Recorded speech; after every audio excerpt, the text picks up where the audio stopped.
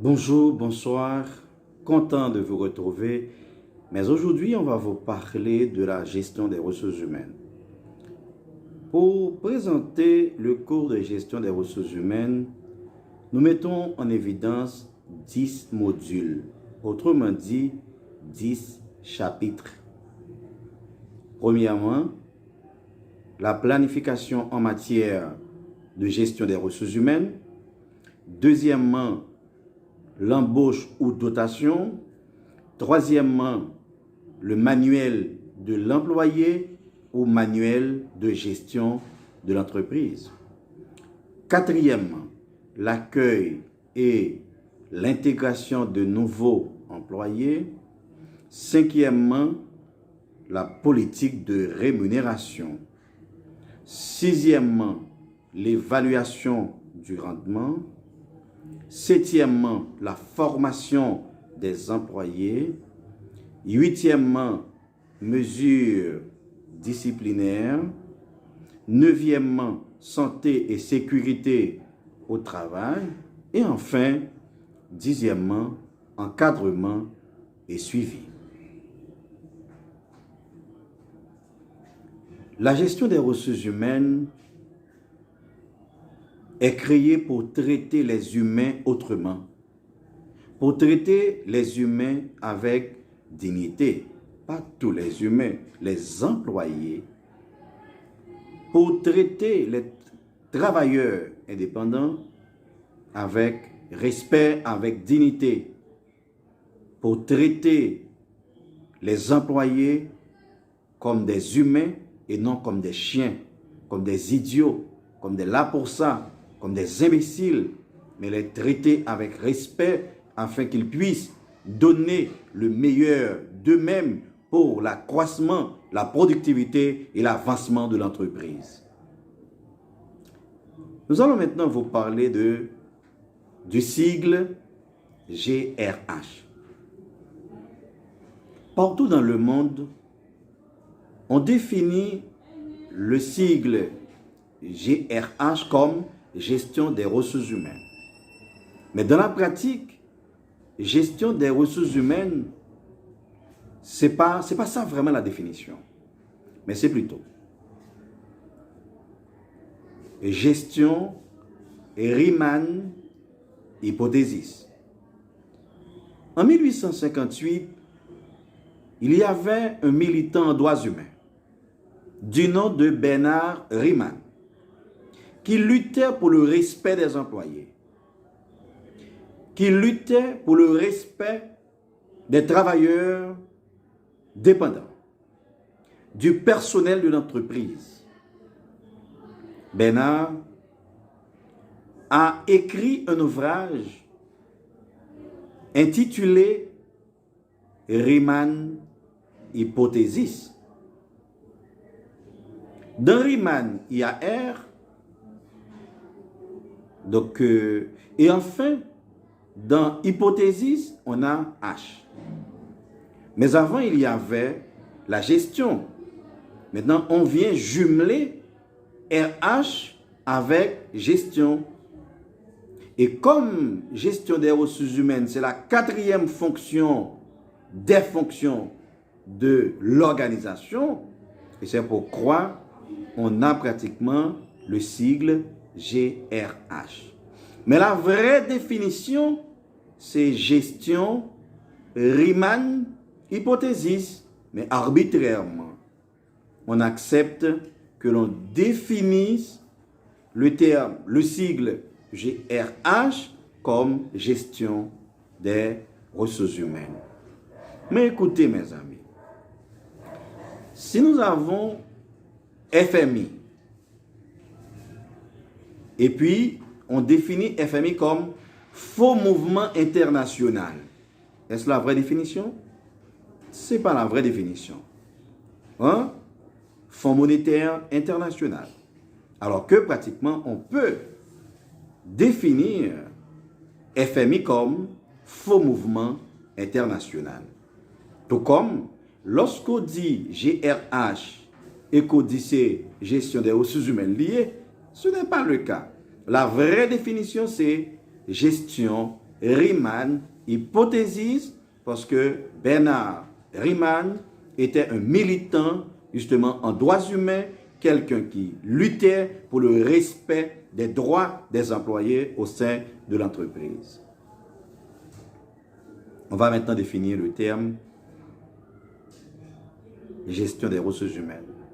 D'après le guide de gestion des ressources humaines, publié par le Canada, la gestion des ressources humaines est un ensemble d'activités et pratiques permettant de doter l'entreprise d'un personnel compétent. Ce n'est pas mon petit frère, mon ami, une affaire de colonne. Non, non, non, non. Doter l'entreprise d'un personnel compétent. Attention, on ne dit pas recruter l'entreprise, non. Ouais, recruter pour l'entreprise un personnel compétent, mais doter l'entreprise d'un personnel compétent.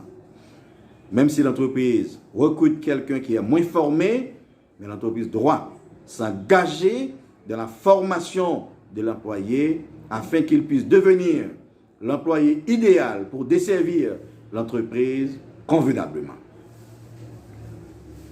Je vais vous parler concernant le premier module de la gestion des ressources humaines, titré « La planification en matière de gestion des ressources humaines ».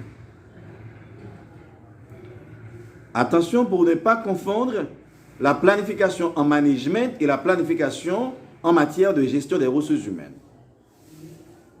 Donc, la planification en management a pour rôle de définir les objectifs et déterminer les moyens pour atteindre les objectifs fixés. Là, nous sommes en matière de management. Et pourtant, en gestion des ressources humaines, la planification contient 5 étapes. Premièrement, réflexion stratégique. Mais la réflexion stratégique donne naissance à 2 autres étapes. Deuxièmement, prévision des besoins en main-d'œuvre. Troisièmement, prévision de la disponibilité en main-d'œuvre. Et quatrièmement, analyse de l'écart. Enfin, cinquièmement, la planification des actions en ressources humaines. Je vous dis tantôt que la planification en gestion des ressources humaines contient 5 étapes. La première étape, c'est la réflexion stratégique qui veut dire réfléchir sur l'avenir de l'entreprise. En qualité de gestionnaire des ressources humaines, est-ce que vous savez très bien comment gérer les ressources humaines? Comment traiter les employés avec respect, avec dignité? En qualité de gestion des ressources humaines ou de gestionnaire des ressources humaines, est-ce que vous savez vraiment comment planifier en ressources humaines? La planification contient 5 étapes d'après le guide de gestion des ressources humaines. Réflexion stratégique veut dire réfléchir sur l'avenir de l'entreprise. La réflexion stratégique est divisée en 2 ailes. Premièrement, il y a ce qu'on appelle prévision de la disponibilité en main-d'œuvre. Et deuxième partie de la réflexion stratégique, c'est prévision de la disponibilité en main-d'œuvre. D'un côté, nous avons prévision des besoins en main-d'œuvre et de l'autre côté, nous avons prévision de la disponibilité en main-d'œuvre. Imaginez que vous ayez besoin de 10 nouveaux employés et ces employés doivent avoir une maîtrise. Lorsque vous lancez l'offre d'emploi, vous trouvez 15 employés avec licence. Ou bien, vous trouvez 20 nouveaux ou bien éventuels employés avec maîtrise. Maintenant, il va y avoir différence entre la prévision des besoins en main-d'œuvre et la prévision de la disponibilité en main-d'œuvre. Et ça s'appelle écart. Quatrième étape. Lorsqu'il y a écart, l'écart peut être quantitatif, tout comme l'écart peut être qualitatif. Un écart quantitatif peut être manque, alors un manque de main-d'œuvre, peut être également, de l'autre côté, un surplus de main-d'œuvre. L'écart en matière de gestion des ressources humaines, de la planification des ressources humaines, peut être qualitatif. On peut avoir un écart qualitatif, manque de main-d'œuvre, ou un écart qualitatif, surplus de main-d'œuvre. En fonction de la nature de l'écart, on va avoir ce qu'on appelle la planification des actions en ressources humaines.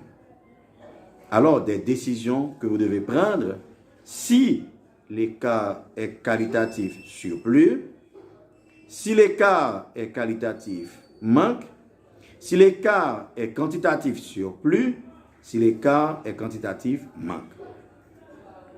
En tout cas, nous aurons à vous inculquer beaucoup plus de notions en gestion des ressources humaines et très bientôt, vous aurez pratiquement le module embauche, dotation, les questions qu'il faut poser lorsque vous interviewez justement un postulant et comment le postulant doit répondre aux questions et quels sont les pièges à éviter afin de réussir une entrevue de sélection.